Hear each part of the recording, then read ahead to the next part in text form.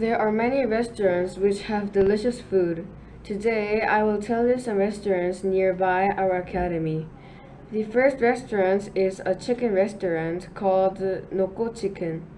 Noko Chicken has many menus. For example, it sells pasta, tteokbokki, and some fried foods too.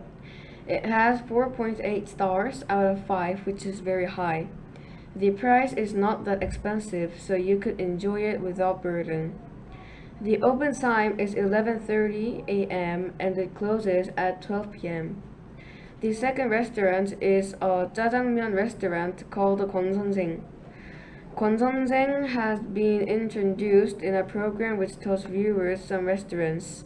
It is very cheap and delicious. It costs 2,000 won, and if you order a menu called 탕수육, you get one jjajangmyeon for free. It has 4.1 stars out of 5. It opens at 11:30 a.m. and closes at 8:30 p.m. The last one is Hwangbihong Maratang. It is a restaurant which sells spicy hot pot. In these restaurants, you can get an ice cream if you eat a spicy hot pot.